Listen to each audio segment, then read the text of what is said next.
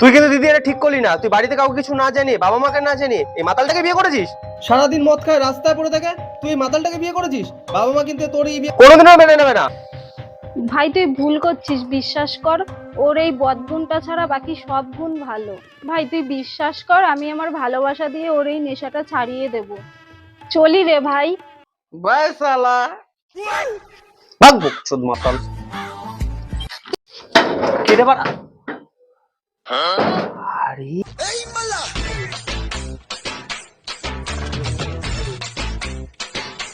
এ বাড়া বকচোদ বাবু আর জামাই বাবু, তোমাকে তো চেনাই যাচ্ছে না।